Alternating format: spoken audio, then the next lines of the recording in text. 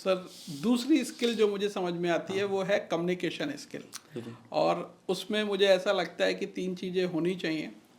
सबसे पहले मधुरता, सहजता और प्रसन्नता।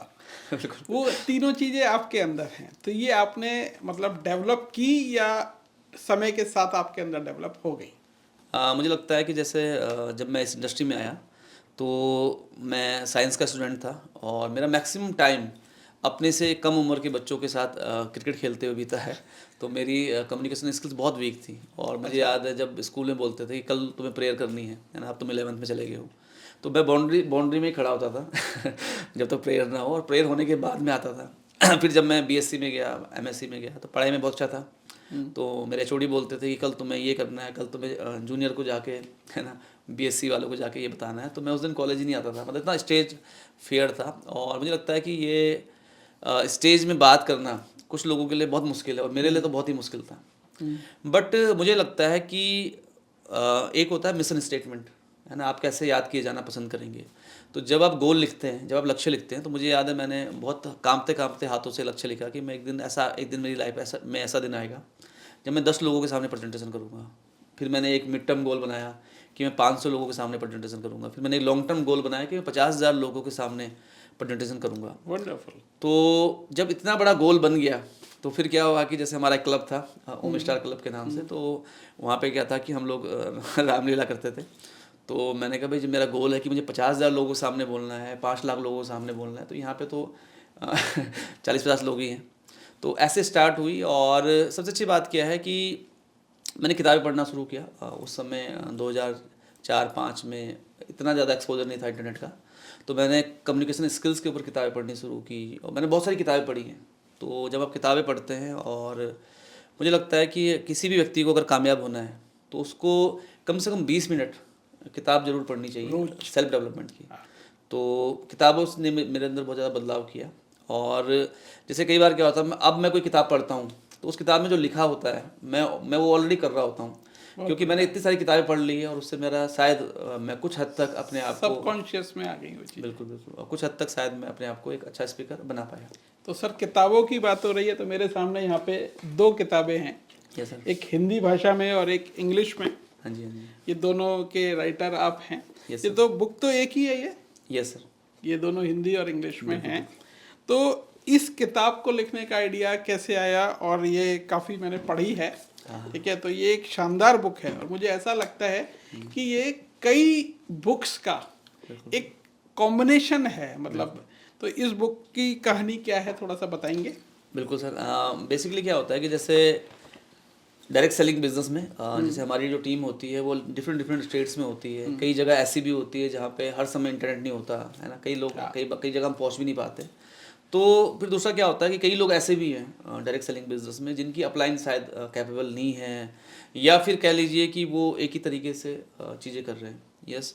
तो जैसे मैंने बहुत कुछ सीखा किताबों के माध्यम से, क्योंकि मेरी जो स्पॉन्सर थे वो छोड़ गए थे, मेरी अपलाइन छोड़ गई थी, जिनको मैंने मेंटोर बनाया था वो भी 1-1.5 साल में छोड़ चुके थे।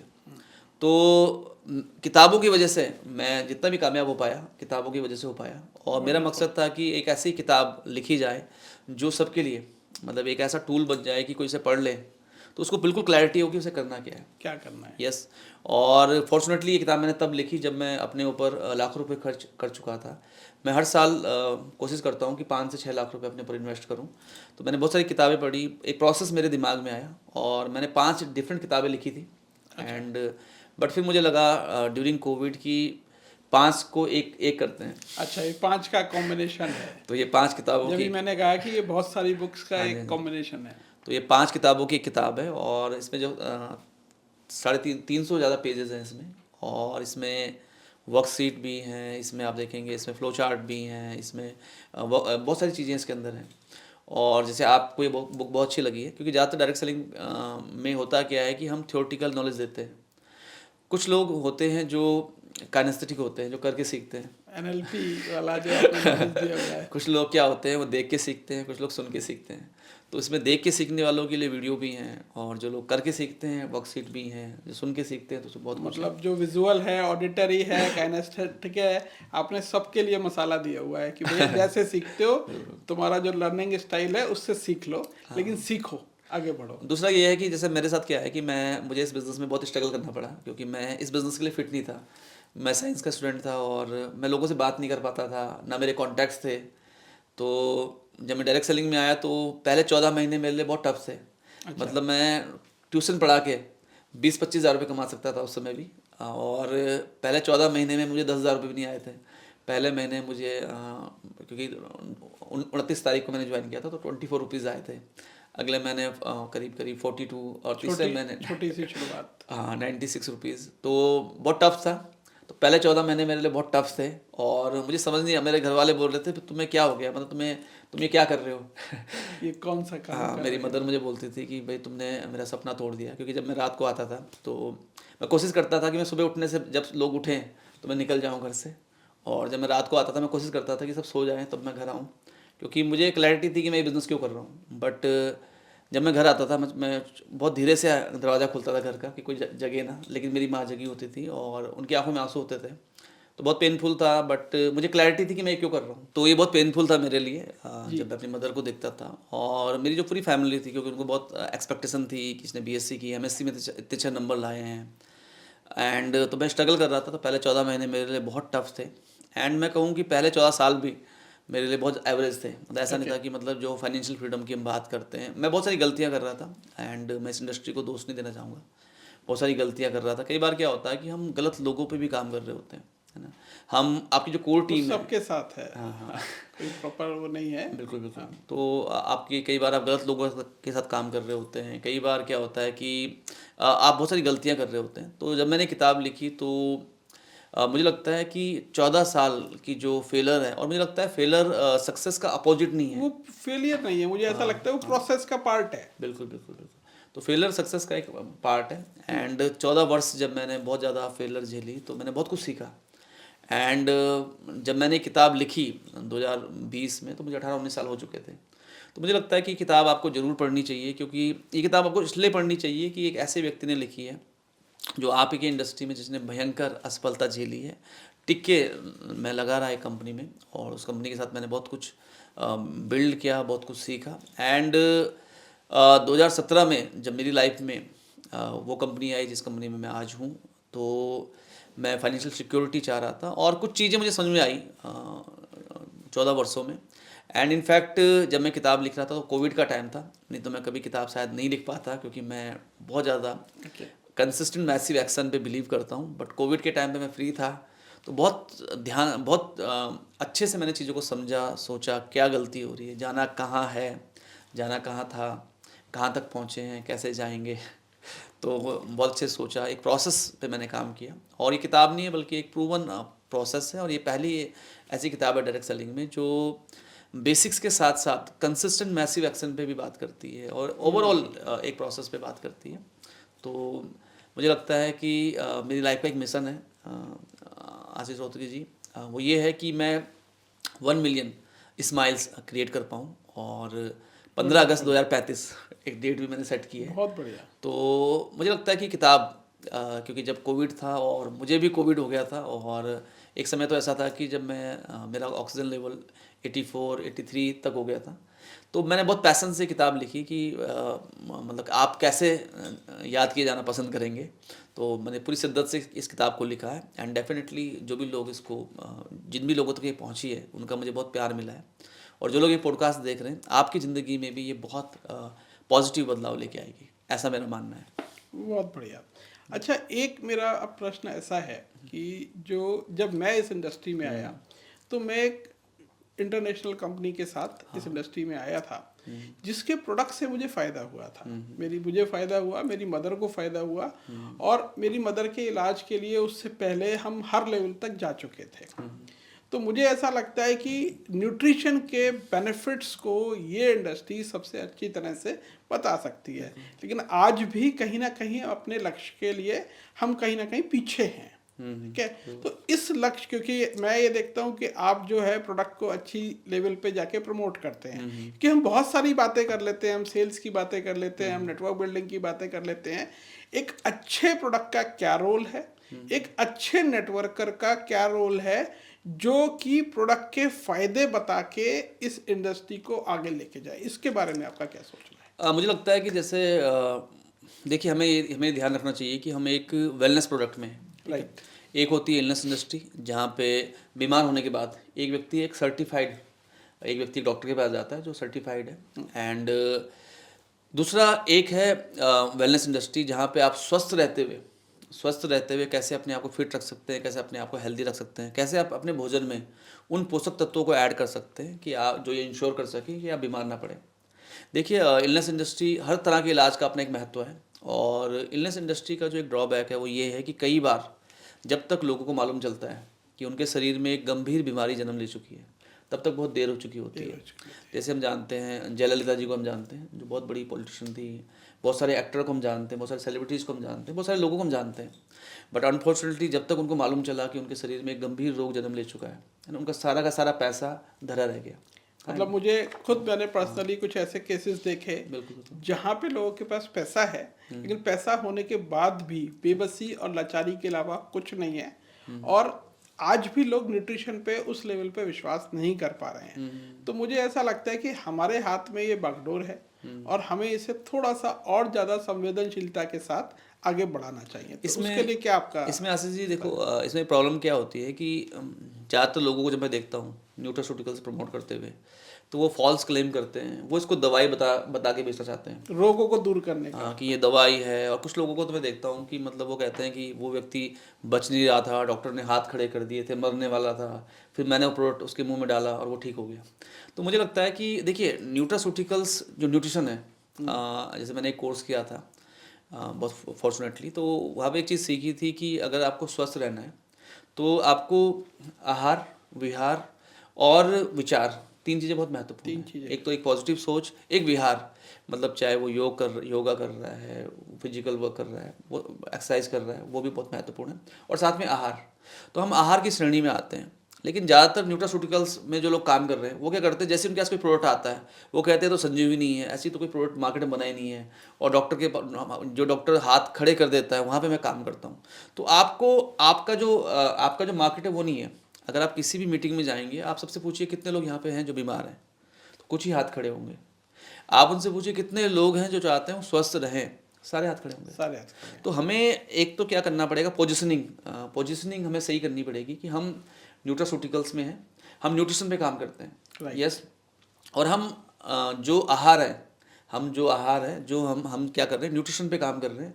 आपकी जो न्यूट्रिशन नीड है हम उसको ठीक है, उसको हम लोग बिल्कुल ठीक है, उसको हम लोग टैप कर रहे हैं। तो ये नेटवर्क मार्केटिंग में ज़्यादा संवेदनशीलता के साथ प्रमोट करना चाहिए लोगों को। बिल्कुल। ऐसा आपका मैसेज है। मतलब हम न्यूट्रिशन में काम कर रहे हैं और न्यूट्रिशन के महत्व के बारे में लोगों को बताएं, फॉल्स क्लेम ना बताएं। और डेफिनेटली जैसे आपके पास टेस्टिमोनियल्स हैं, जैसे मेरी मदर की वजह से मैं न्यूट्रिशन इंडस्ट्री में आया था, तो जब हम इस पे काम करेंगे तो ये बहुत बड़ी मार्केट है। बिल्कुल ठीक बात है। मेरे पहली जो सोच थी जब मैंने काम करने का निर्णय लिया, तो मुझे लगा कि मैं और भी कुछ काम कर रहा था। उससे पहले मैंने जॉब भी की, मैंने अपना बिजनेस भी किया, फिर मैं इस इंडस्ट्री में आया कि मैंने कहा अगर यार कोई सही हो सकता है तो फिर ये प्रोडक्ट बेचे जा सकते हैं, इससे पैसा कमाया जा सकता है, तो ये एक अच्छा काम करके मैं काम करूँगा। एक सर्वे मैं शेयर करना चाहूँगा आपसे, आज से कुछ साल पहले का है। उसमें ये पाया गया था कि एक जापानीज़ $200 प्रति व्यक्ति पर कैपिटा $200 खर्च करता है किसी न किसी न्यूट्रास्यूटिकल प्रोडक्ट्स में। वंडरफुल। जबकि एक अमेरिकन खर्च करता है $153, और एक एवरेज भारतीय जो खर्च करता है वह $1। न्यूट्रास्यूटिकल्स में बहुत बड़ा गैप है। तो हमें ये समझना पड़ेगा कि हम कौन सी इंडस्ट्री में, यस, और हमारे पास क्या प्रोडक्ट है, और अगर हम उस पर काम करेंगे तो बहुत बड़ा स्कोप है। बिल्कुल सही है। तो सर काफ़ी अच्छा पॉडकास्ट जा रहा है, लेकिन समय की अपनी मर्यादा है, तो लास्ट के मैं कुछ ऐसे क्वेश्चन करूंगा, क्योंकि हम लोग एक दूसरे को फेसबुक के माध्यम से जानते हैं, और फेसबुक पे मेरे कई बार प्रश्न होते हैं या मैं कुछ लिखता हूँ, तो उससे मेरे मित्र और विरोधी दोनों बने हैं, वो उसी से बने हैं। तो उन बातों पे कुछ चर्चा करते हैं। जैसे कुछ बातें हैं जो मुझे लगता है कि ऐसा नहीं होना चाहिए। जैसे मैंने कार दिखा के ज्वाइनिंग कराने का विरोध किया, चेक दिखा के ज्वाइनिंग कराने का विरोध किया था। आप क्या सोचते हैं इस संदर्भ में? बिल्कुल सर, मैंने आपको हमेशा समर्थन दिया था। और जब मैंने आपको बताया 4-5 में, जब मेरी इनकम बहुत कम थी, उस समय भी जो मेरे मेंटोर थे और मैंने खुद से उस समय उनकी सुझाव पे और खुद से म्यूचुअल फंड में पैसा इन्वेस्ट करना शुरू किया, 2000 रुपये। तो अभी रिसेंटली जब कोविड का टाइम था तो मेरी वाइफ ने मुझे कहा कि नहीं, मुझे घर चाहिए, अच्छा घर बनाना है, बड़ा घर बनाना है ना। तो हमने एक हाईवे पे ऑलरेडी घर बनाया था, फिर हमने एक घर और बनाया। तो जब मैंने देखा कि मेरे म्यूचुअल फंड की जो ग्रोथ थी वो बहुत बड़ी हो चुकी थी। वंडरफुल। एंड हालांकि देखो डायरेक्ट सेलिंग बिजनेस है जो आपको पैसिव इनकम देता है, तो कोविड के समय पे भी मुझे उसको छेड़ने की ज़रूरत नहीं पड़ी, है ना। रेगुलर इनकम इतनी अच्छी हो गई थी। बहुत बढ़िया। लेकिन मुझे लगता है कि कार की आवश्यकता, जैसे मैं अगर अपनी बात करूं तो मैं पिछले 5-6 सालों से हर महीने 1 लाख 1.5 लाख रुपए से ज़्यादा खर्च कर रहा हूं अपनी पर्सनल ट्रैवलिंग में, पर्सनल ब्रांड बिल्डिंग में, बिजनेस को बढ़ाने के लिए। अब ये आपको देखना है कि अगर आपने उस पैसे को एक कार पे ब्लॉक कर रहे हैं, और जैसे मैं बहुत ज़्यादा कंफर्टेबल नहीं हूँ, मतलब मैंने सैकड़ों फ़्लाइट ली हैं और मैं बहुत ज़्यादा कंफर्टेबल होता हूँ कि फ़्लाइट से ट्रैवल करूँ, कैब बुक करके करूँ, और मैं उस समय मैं ड्राइव ना करूँ, उस समय मैं बात करता हुआ जाऊँ। और तो मुझे लगता है कि अगर आपको लगता है कि कार आप अफोर्ड करते हैं, यस, मैं ऐसे बहुत सारे सीईओज़ को जानता हूँ जिनकी अर्निंग्स आज करोड़्स के अंदर है ना, मंथ की, लेकिन वो एक ऑर्डिनरी कार खरीद रहे हैं 15 लाख तक की। मतलब मुझे लगता है कि अगर 15 लाख 20 लाख में आपका काम चल रहा है तो 80 लाख मत लीजिए जब तक आपका चेक उतना बड़ा नहीं है। हाँ हाँ, बिल्कुल बिल्कुल। और जैसे देखिए वॉरेन बफे भी कहते हैं कि अगर आप आज वो चीज़ खरीद रहे हैं जिसकी आपको ज़रूरत नहीं है, तो कल आपको वो बेचना पड़ेगा जो आपके लिए बहुत ज़रूरी है। जरूरी है, क्योंकि मैंने कई लोगों की मर्सिडीज, ऑडी, BMW बिकते हुए भी देखी हैं। हाँ, खरीदी तो उन्होंने थी। तो मुझे लगता है कि जैसे मैं 24/7 डायरेक्ट सेलिंग में काम कर पा रहा हूँ आज भी। उसकी रीज़न क्या है कि मैंने अपनी, जैसे मेरी पहली सोर्स ऑफ अर्निंग तो डायरेक्ट सेलिंग है, और मैं हमेशा गर्व महसूस करता हूँ इंस्पायर्ड ये बोलने के लिए कि मैं एक ऑथर हूँ या मैं एक मोटिवेशनल स्पीकर हूँ। मैं कभी ये नहीं बोलना चाहता, मैं चाहता हूँ कि मैं एक प्राउड डायरेक्ट सेलर हूँ। लेकिन मेरी जो सेकंड सोर्स ऑफ इनकम है, थर्ड है, फोर्थ है, फिफ्थ है, वो मैंने अपने इन्वेस्टमेंट को बनाया है। राइट। कि रेंटल इनकम आ रही है, म्यूचुअल फंड की इन्वेस्टमेंट है, लैंड खरीदी है। तो मैं चाहता हूँ जितने भी लोग ये वीडियो देख रहे हैं, यस, अगर आपका सपना है कि कार आपके पास होनी चाहिए तो डेफिनेटली आप खूब मेहनत कीजिए और वो कार आप बाई कर सकते हैं। लेकिन साथ ही साथ आप ये फोकस कीजिए कि आपकी second, third, fourth, fifth stream आप जनरेट कर सकें, क्योंकि जब आपको ऐसी इनकम आएंगी तो आप बहुत अच्छे से अपने बिजनेस पे फोकस कर पाएंगे। एंड जैसे रोहतगी जी ने कहा, जब आपकी मुझे लगता है जितनी आपकी मंथली इनकम है उतने की ही कार आपके पास होनी चाहिए, मुझे ये लगता है। तो अगर आपकी इनकम 12-15 लाख है तो 12-15 लाख की गाड़ी ठीक है। जिस दिन आपकी इनकम 70-80 लाख होगी महीने की, 70-80 लाख की गाड़ी भी अच्छी रहेगी।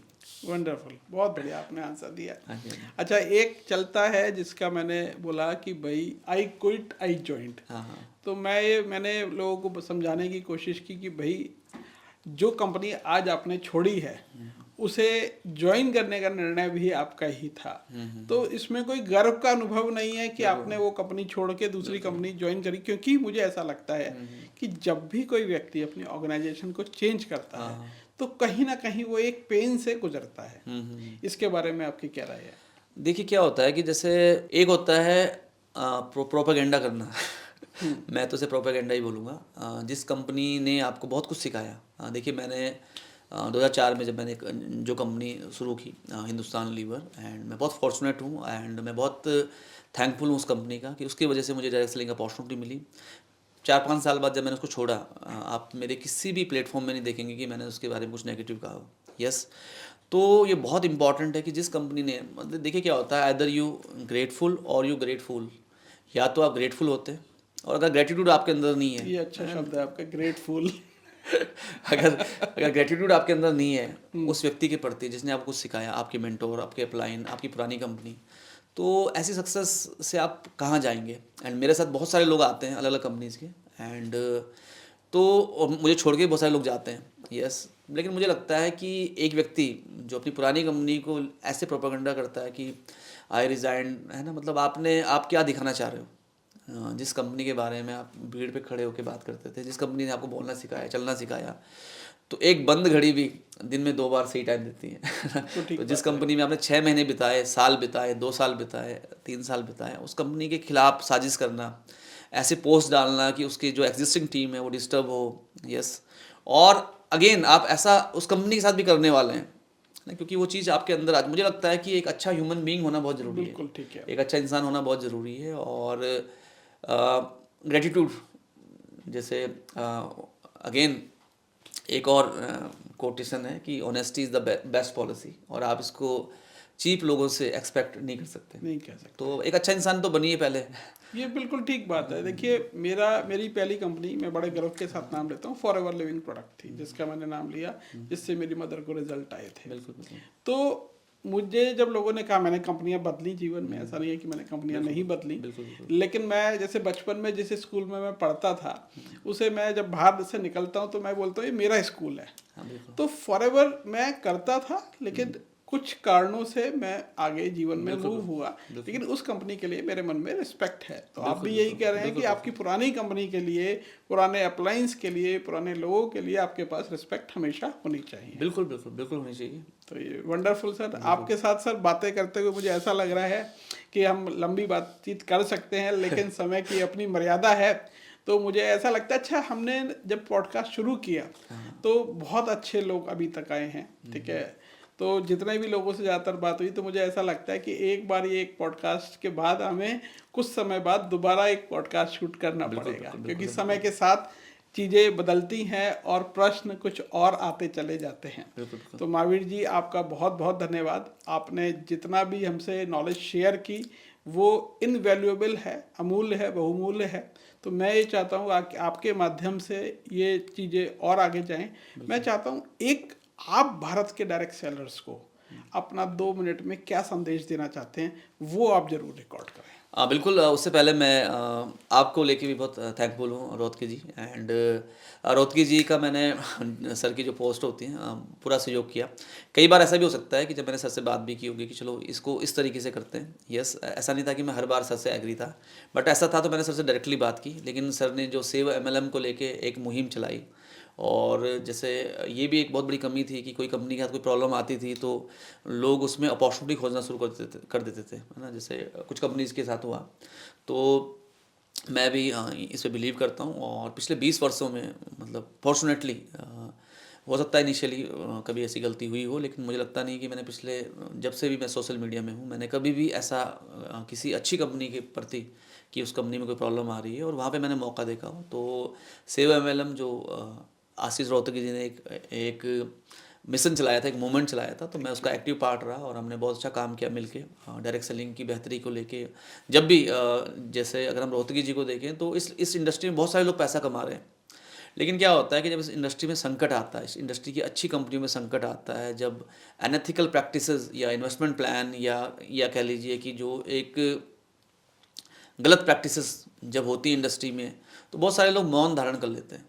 लेकिन ये आशीष रोहतगी जी की एक बहुत अच्छी बात है कि उन्होंने खुल के बेबाकी से लिखा, और जितना भी सहयोग हमसे हो पाया हम उनके साथ खड़े रहे। तो मैं बहुत फॉर्चुनेट हूँ आशीष Rohatgi Thank you, ji sir. कि मैं आपके पॉडकास्ट में आज हूँ, क्योंकि एक ऐसा व्यक्ति जिसने बिल्कुल निडर होके इस इंडस्ट्री के लिए काम किया है, और आगे भी मैं आपके साथ रहूँगा सर। बहुत बहुत धन्यवाद आपका।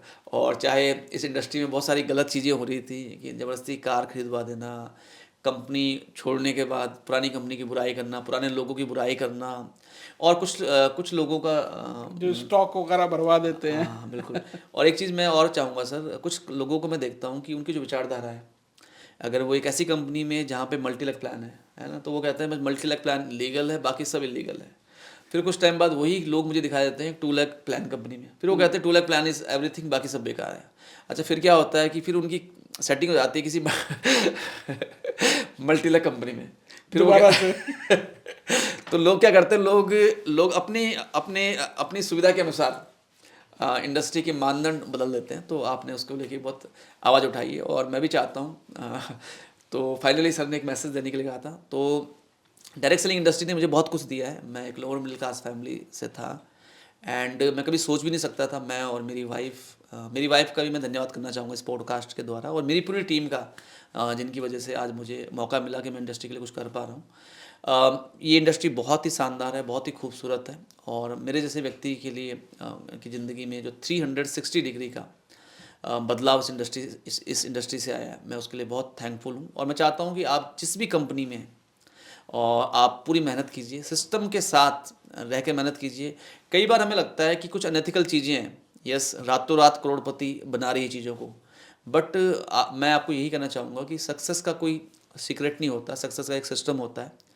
अगर आप एक जेन्युइन प्रोडक्ट बेस्ड कंपनी के साथ हैं तो टिके रहिए। यस, कई बार आपको लगेगा कोई इन्वेस्टमेंट प्लान है, मनी रोटेशन है, वो चीज़ें आपको आकर्षित कर रही है, वहाँ पे लोग बहुत जल्दी कामयाब हो रहे हैं।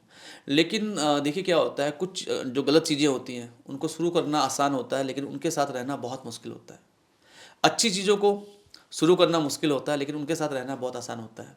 तो एथिकल डायरेक्ट सेलिंग के साथ, एथिकल डायरेक्ट सेलिंग की लीडरशिप के साथ मिलके इस इंडस्ट्री को बड़ा करते हैं। ये इंडस्ट्री 150 से ज़्यादा देशों में 150 से ज़्यादा सालों से चल रही है, और हम और आप मिलके इस इंडस्ट्री को इतना बढ़िया करते हैं, इतना बढ़िया करते हैं कि जो हमारे देश का मिशन है, यस, हम तो वैसे भी वासुदेव कुटुंबकम की बात करते हैं, तो इसको हम मिलके आगे बढ़ाते हैं।